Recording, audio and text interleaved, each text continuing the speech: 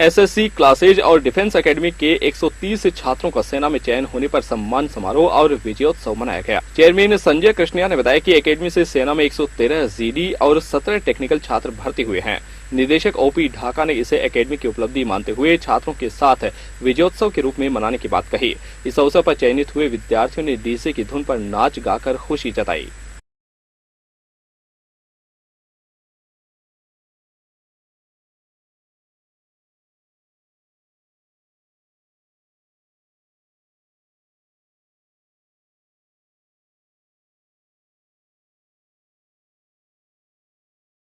नमस्कार सभी साथियों को, मैं ओपी ढाका एसएससी क्लासेज शिखर से आप सभी साथियों का एसएससी क्लासेज के इस यूट्यूब चैनल में हार्दिक स्वागत है, अभिनंदन है।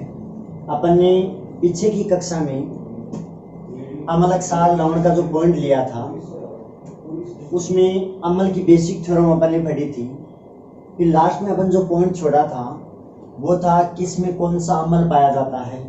जैसे आपको बताया था नींबू संतरा में पाया जाने वाला अमल सिट्रिक या साइट्रिक अमल है।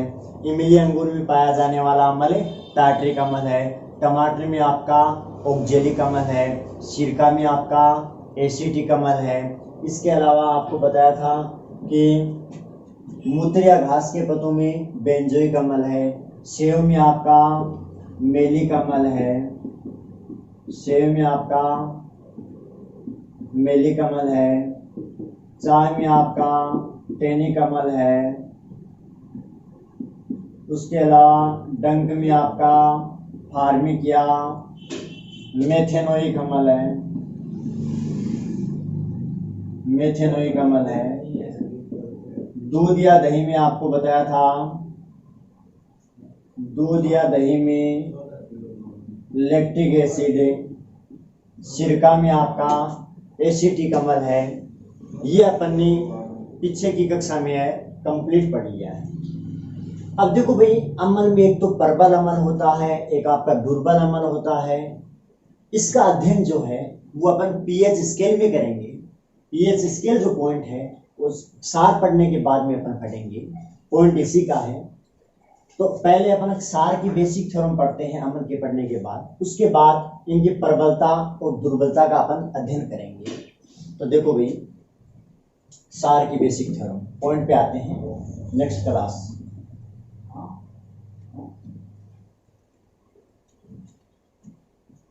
सार किसको बोलते हैं?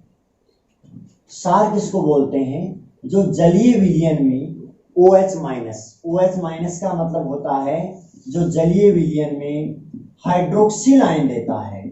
जो जलीय विलयन में हाइड्रोक्सिल आयन देता है उसे अपन सार कहते हैं, ध्यान में रखना। और अम्ल की तरह सार भी क्या करता है कि जल की अनुपस्थिति में कोई भी आयन नहीं देता है। कोई भी आयन नहीं देता है, ध्यान रखना। जैसे अपन ने अम्ल की थ्योरम में पढ़ा था कि अम्ल जल की अनुपस्थिति में कोई भी आयन नहीं देता है, उसी प्रकार से सार भी जल की उपस्थिति में ही आपका OH माइनस यानी हाइड्रोक्सिल आयन देता है। जल की अनुपस्थिति में कोई भी आयन नहीं देता है। अब देखो इनके एग्जाम्पल की अपन बात करते हैं। तो एग्जाम्पल में पहला अपन लेते हैं NaOH। पहला अपन ने एग्जाम्पल ले लिया NaOH। नाम है इसका सोडियम हाइड्रोक्साइड। इसका जो रासायनिक नाम है वो है सोडियम हाइड्रोक्साइड। सोडियम हाइड्रोक्साइड, ध्यान रखना भाई। सोडियम हाइड्रोक्साइड पहला एग्जाम्पल ले लिया NaOH। ये सबसे प्रबल क्षार है। साबुन बनाने में इसका प्रयोग करते हैं। कई बार सीधा क्वेश्चन पूछता है कि साबुन का सूत्र क्या होगा, तब आपका NaOH आ जाता है। लेकिन जहां ये नहीं मिलता वहां ये आ जाता है। ये भी एक सार का एग्जाम्पल है। और साबुन का जो जलीय विलयन होता है वो भी एक सारीय प्रकृति का होता है, क्योंकि उसमें किसका प्रयोग करते हैं? NaOH या KOH का प्रयोग करते हैं। KOH का नाम है पोटेशियम हाइड्रोक्साइड। लेकिन एक बात ध्यान रखना, सोडियम हाइड्रोक्साइड को व्यापारिक भाषा में अपन कास्टिक सोडा कहते हैं, कास्टिक सोडा। सोडियम हाइड्रोक्साइड को अपन व्यापारिक भाषा में कास्टिक सोडा कहते हैं, जबकि पोटेशियम हाइड्रोक्साइड को अपन व्यापारिक भाषा में कास्टिक पोटाश कहते हैं, कास्टिक पोटाश। दोनों याद रखना भाई, NaOH का नाम तो कास्टिक सोडा है और KOH का नाम आपका कास्टिक पोटाश है। उसके बाद अगला एग्जांपल अपन ने ले लिया CaOH का होल ट्वाइस। इसका नाम है calcium hydroxide, calcium hydroxide, calcium hydroxide. लेकिन व्यापारिक भाषा में इसको क्या बोलते हैं? इसको अपन कैल्शियम का दूध कह सकते हैं। कैल्शियम हाइड्रोक्साइड को अपन कैल्शियम का दूध कह सकते हैं, इसको अपन बुझा हुआ चूना कह सकते हैं, इसको अपन चूने का पानी कह सकते हैं। यानी इसके नाम कौन कौन से होंगे? सबसे पहला बुझा हुआ चूना। तो कई बार सीधा आपको क्वेश्चन पूछता है कि बुझा हुआ चूना का सूत्र क्या होगा, तो CaOH का होल ट्वाइस। कई बार आपको नाम देता है कि चूने का पानी, चूने के पानी का सूत्र क्या होगा, तो आपका CaOH का होल ट्वाइस, एक ही बात है। फिर कई बार आपको देता है कैल्शियम का दूध। कैल्शियम का दूध किसे कहा जाता है, तो कैल्शियम हाइड्रोक्साइड को। कैल्शियम का दूध कैल्शियम हाइड्रोक्साइड को बोलते हैं। एक एग्जांपल अपन और लेते हैं, एक एग्जांपल अपन ने ले लिया MgOH का होल ट्वाइस। यानी ये तो CaOH का होल ट्वाइस और ये आपका MgOH का होल ट्वाइस। MgOH का होल ट्वाइस जो है, इसका रासायनिक नाम है आपका मैग्नीशियम हाइड्रोक्साइड। इसको बोलते हैं मैग्नीशियम हाइड्रोक्साइड, इसको बोलते हैं मैग्नीशियम हाइड्रोक्साइड। यानी मिल्क ऑफ मैग्नीशिया, मैग्नीशियम का दूध, इसे मैग्नीशियम का दूध बोलते हैं और ये आपका कैल्शियम का दूध है। ठीक है, तो ध्यान रखना भाई, सार की थ्योरम में अपन ने ये देखा, ये जलीय विलय में OH माइनस आयन देता है, यानी हाइड्रोक्सिल आयन देता है। जल की अनुपस्थिति में कोई भी आयन नहीं देता है। उसके बाद एग्जाम्पल अपन ने देखा तो NaOH यानी सोडियम हाइड्रोक्साइड, कास्टिक सोडा आया, साबुन बनाने में इसका प्रयोग करते हैं। कई बार सीधा पूछता साबुन का सूत्र क्या होगा, तो NaOH हो जाएगा। अगर ये नहीं मिलता है तो KOH हो जाएगा। यानी कास्टिक सोडा और कास्टिक पोटाश दोनों का प्रयोग अपन साबुन बनाने में कर सकते हैं। उस साबुन का जो जलीय विलयन होता है वो क्षारीय प्रकृति का होता है। उसके बाद देखो भाई, सबसे प्रबलक क्षार की बात आती है तो सबसे प्रबलक क्षार आपका NaOH ही है। ये प्रबलता के बारे में अभी देखेंगे आगे अपन। उसके बाद अगला एग्जांपल है CaOH का होल ट्वाइस, कैल्शियम हाइड्रोक्साइड या कैल्शियम का दूध, या अपन बोल सकते हैं चूने का पानी या बुझा हुआ चूना, इसके नाम आगे व्यापारिक। MgOH का होल ट्वाइस, रासायनिक नाम आ गया magnesium hydroxide, milk of magnesia. अब देखो चूने की बात, चूने के पानी की बात आती है तो थोड़ा सा आप और ध्यान में रख लेना कि चूने का पानी जो होता है उसका प्रयोग विरंजक चूर्ण के निर्माण में करते हैं। चूने के पानी का प्रयोग जो है वो विरंजक चूर्ण के निर्माण में करते हैं। जैसे मैं थोड़ा सा आपको फोकस करवाता हूं इस बात पे, ये चूने का पानी है। अगर आप इस चूने के पानी की क्रिया क्लोरीन गैस के साथ करवाएंगे, चूने के पानी की क्रिया क्लोरीन गैस के साथ करवाएंगे, तब जाके विरंजक चूर्ण का निर्माण होगा। यह आपका बन जाएगा CaOCl2 और प्लस में आपका जल बन जाएगा। यानी इसका नाम तो है calcium oxo chloride, calcium oxo chloride, और ये आपका कैल्शियम हाइड्रोक्साइड, कैल्शियम हाइड्रोक्साइड। तो ध्यान रखना भाई, विरंजक चूर्ण के निर्माण में चूने के पानी का प्रयोग करते हैं, यानी कैल्शियम हाइड्रोक्साइड यानी बुझा हुआ चूना का प्रयोग करते हैं। बुझा हुआ चूने की क्रिया यदि क्लोरीन गैस के साथ करवाई जाती है तब जाके विरंजक चूर्ण का निर्माण होता है। अब देखो बात को अपन आगे और कितने बढ़ा दो से, क्योंकि ये अपन रासायनिक सूत्र में पढ़ेंगे, अलग से पॉइंट आएगा रासायनिक सूत्र और उसके उपयोग। हालांकि अगर नॉर्मली मैं आपको बता देता हूं, क्लोरीन जो गैस है इसका प्रयोग पानी के शुद्धिकरण में किया जाता है। क्लोरीन गैस को यदि पानी में प्रवाहित कर देंगे तो पानी पूर्ण रूप से शुद्ध हो जाता है। अगर अपन क्लोरीन का पानी के शुद्धिकरण में करते हैं तो इससे के संयोजन के फलस्वरूप जिसका निर्माण हो रहा है विरंजक चूर्ण का, कैल्शियम ऑक्सो क्लोराइड को विरंजक चूर्ण कहते हैं। विरंजक चूर्ण कहते हैं, विरंजक चूर्ण।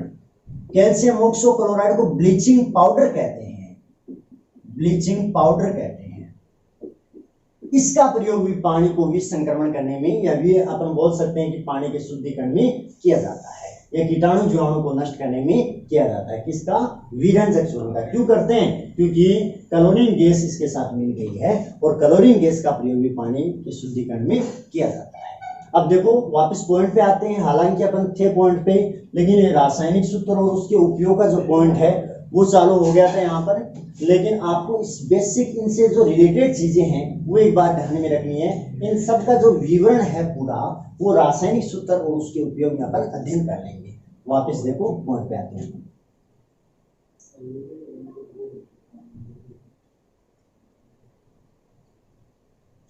एग्जाम्पल अपन ने देख लिया। अब क्षार के गुणों की बात करते हैं। क्षार के जो गुण हैं उन गुणों की बात करते हैं। गुण कौन से? सबसे पहली बात बोलो, क्षार जो होते हैं उसके भौतिक गुण की बात करें तो इस स्वाद में क्या होते हैं? आपके कड़वे होते हैं। क्षार स्वाद में क्या होते हैं? कड़वे होते हैं। और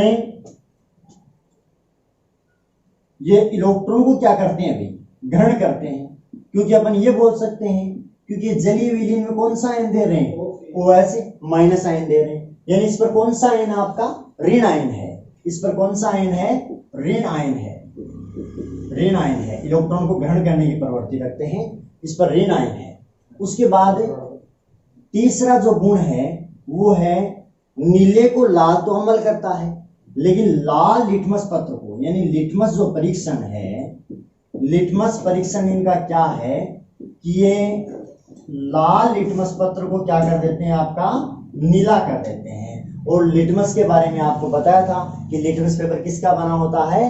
याद रखना भाई, लाइकेन का बना होता है। पीछे वाली कक्षा में आपको बताया था। उसके बाद देखो भाई, ये कॉमन गुण हो गया। चाहे आप अम्ल की क्रिया क्षार के साथ करवा दो, चाहे आप क्षार की क्रिया अम्ल के साथ करवा दो, दोनों एक दूसरे के साथ क्रिया करके अपने समस्त गुणों को खो देते हैं, अर्थात उदासीन हो जाते हैं। दोनों के गुण जो हैं वो कंपैरिजन करके आपको ध्यान में रखना है। क्लियर भाई? उसके बाद अब क्षार की बेसिक थ्योरम अपन ने देख ली, लेकिन अम्ल में प्रबलता का क्रम नहीं देखा, क्षार में प्रबलता का क्रम नहीं देखा। इनका पता कैसे चलेगा? देखो अब अपन इसी में देखते हैं पीएच स्केल के बारे में। पीएच स्केल के बारे में, इसके आधार पर अपन प्रबल अम्ल, प्रबल क्षार, दुर्बल अम्ल, दुर्बल क्षार के बारे में अपन को पता चलेगा। पीएच स्केल की जो खोज है वो किसने की थी? सोरेंस नामक वैज्ञानिक ने की थी। पीएच स्केल की खोज किसने की थी? सोरेंस नामक वैज्ञानिक ने की थी। पीएच स्केल होता क्या है? अम्लीयता व क्षारीयता की सांद्रता मापने वाला यंत्र पीएच स्केल कहलाता है। यानी अपन ये बोल सकते हैं अम्लीयता व क्षारीयता की सांद्रता मापने वाला यंत्र क्या कहलाता? आपका पीएच स्केल कहलाता है। अर्थात ये भी बोल सकते हैं कि हाइड्रोजन के लघुगणक मान को पीएच स्केल कहते हैं। हाइड्रोजन के लघुगणक मान को भी पीएच स्केल कहते हैं, ध्यान रखना। लेकिन मूल थ्योरम आपको ये क्लियर रखनी है कि अम्लीयता व क्षारीयता की सांद्रता को मापने वाला यंत्र क्या कहलाता है? आपका पीएच स्केल कहलाता है। इस पीएच स्केल की जो खोज है वो सोरेंस नामक वैज्ञानिक ने की थी। इनकी डेफिनेशन एक और बनती है कि हाइड्रोजन के लघुगणक मान को पीएच स्केल कहते हैं। अब देखो पीएच स्केल में कहां तक के अंग इंगित होते हैं? अम्ल को अम्लीय प्रकृति का कौन सा है, क्षारीय प्रकृति का कौन सा है, उदासीन कौन सा है, इसका पता कैसे चलेगा? देखो भाई,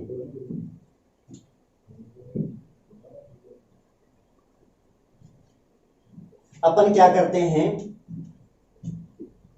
पीएच स्केल में 0 से 14 तक के अंक इंगित होते हैं। पीएच स्केल में 0 से 14 तक के अंक इंगित होते हैं, ये बात ध्यान में रखनी है।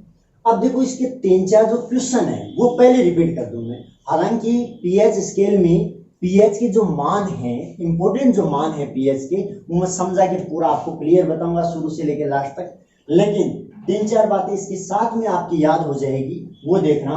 जैसे पीएच स्केल में 0 से 14 तक के अंक इंगित होते हैं। पीएच स्केल की मानक या स्टैंडर्ड इकाई, मानक इकाई या अपन ये बोल सकते हैं स्टैंडर्ड इकाई, स्टैंडर्ड इकाई, मानक या स्टैंडर्ड इकाई। तो पीएच स्केल की मानक इकाई क्या है भाई? 7। पीएच स्केल की मानक इकाई किसको बोलते हैं? 7। एक कई बार क्वेश्चन पूछा भी गया है कि तटस्थ बिंदु का पीएच का मान, तटस्थ बिंदु का पीएच का मान भी कितना होता है? 7। क्यों बोलते हैं देखो इसको अभी बताऊंगा। तटस्थ बिंदु का पीएच का मान 7 और पीएच स्केल की मानक या स्टैंडर्ड इकाई किसको बोलते हैं? 7 को बोलते हैं। उसके बाद है मृदा या भूमि का पीएच का मान कितना होता है? 7 होता है। शुद्ध जल का पीएच का मान कितना होता है आपका? 7 होता है। मानक या स्टैंडर्ड इकाई 7 आ गई। तटस्थ बिंदु का पीएच का मान 7 होता है। मृदा या भूमि का पीएच का मान 7 होता है। शुद्ध जल का पीएच का मान 7 होता है। अब देखो इसको मानक क्यों बोलते हैं या तटस्थ क्यों बोलते हैं? तटस्थ यानी तट का निर्धारण करता है, ये सीमा का निर्धारण करता है कि भाई अम्लीय प्रकृति का कौन सा है, क्षारीय प्रकृति का कौन सा है। यानी जिसका पीएच का मान 7 से कम होता है वो अम्लीय प्रकृति के होते हैं। जिसका पीएच का मान 7 से कम होता है वो अम्लीय प्रकृति के होते हैं। वो 7 से ज्यादा होता है वो क्षारीय प्रकृति के होते हैं। यानी विभाजन करने का काम कौन करता है? 7। तो इसको मानक इकाई बोल सकते हैं। तट का निर्धारण करता है तो तटस्थ बिंदु का पीएच का मान ले सकते हैं। इसके अलावा भूमि जो होती है उसमें या शुद्ध जल जो होता है उसमें कोई आयन नहीं होता, न तो धन आयन होता है न ऋण आयन होता है, अर्थात न तो इलेक्ट्रॉन को ग्रहण करते हैं और न इलेक्ट्रॉन का त्याग करते हैं। अतः अपन ये बोल सकते हैं वो न्यूट्रल है यानी उदासीन है। यानी उदासीन बिंदु का पीएच का मान कितना होता है? 7। अर्थात जिसका पीएच का मान 7 होता है वो उदासीन होगा। उदासीन बिंदु का पीएच का मान 7। ये तो आ गई इनकी बेसिक बातें। ये 7 जो पॉइंट है पांचों, ये 5 पॉइंट याद रखने हैं। मानक इकाई 7, तटस्थ बिंदु का पीएच, मृदा या भूमि का पीएच का मान 7, शुद्ध जल का पीएच का मान 7, उदासीन बिंदु का पीएच का मान 7। जिसका पीएच का मान 7 से, पीएच का मान लेस देन है 7 से, यानी ये कम है 7 से, तो किस प्रकृति का होगा आपका? अम्लीय प्रकृति का होगा। अगर पीएच का मान ग्रेटर देन है 7 यानी पीएच का मान 7 से ज्यादा है तो ये क्षारीय प्रकृति का होगा। यदि पीएच का मान 7 होता है तो ये उदासीन प्रकृति का होगा। ये 3 पॉइंट इस आरेख से अपने क्लियर हो गए। पीएच का मान 7 से कम तो किस प्रकृति का? अम्लीय प्रकृति का। पीएच का मान 7 से ज्यादा तो किस प्रकृति का? क्षारीय प्रकृति का। पीएच का मान 7 होता है तो उदासीन होता है। ठीक है, अब देखो भाई इस आरेख से आपको समझना है।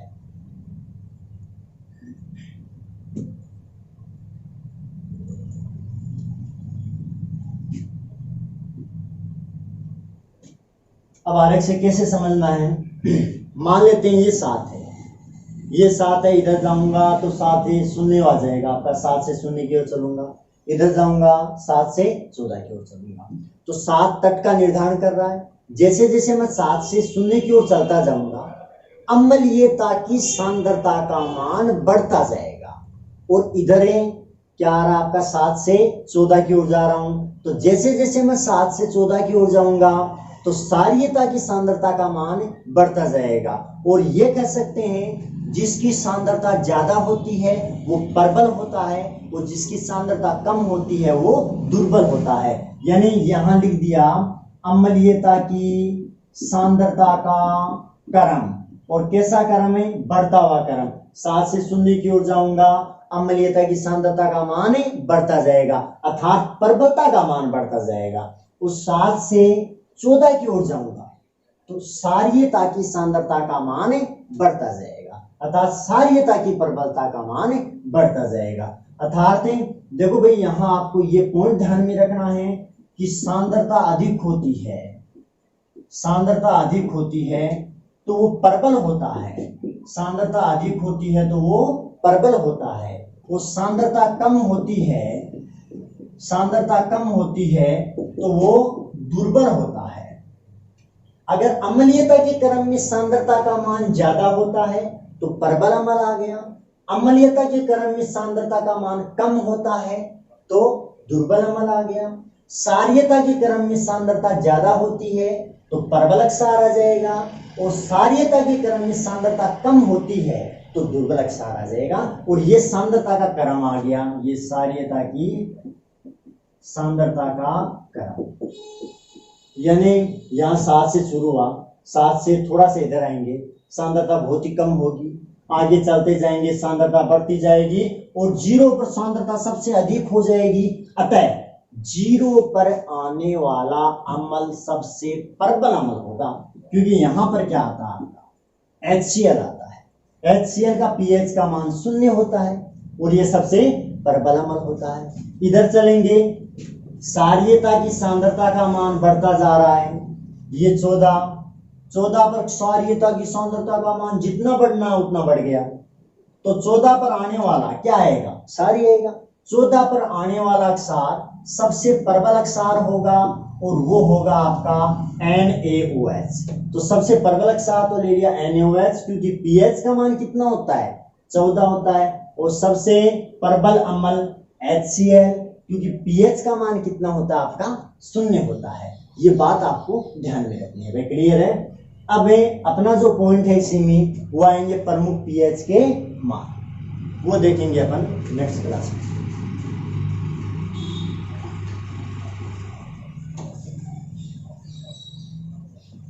एसएससी क्लासेज और डिफेंस एकेडमी के 130 छात्रों का सेना में चयन होने पर सम्मान समारोह और विजयोत्सव मनाया गया। चेयरमैन संजय कृष्णिया ने बताया कि एकेडमी से सेना में 113 जीडी और 17 टेक्निकल छात्र भर्ती हुए हैं। निदेशक ओपी ढाका ने इसे एकेडमी की उपलब्धि मानते हुए छात्रों के साथ विजयोत्सव के रूप में मनाने की बात कही। इस अवसर पर चयनित हुए विद्यार्थियों ने डीजे की धुन पर नाच गाकर खुशी जताई।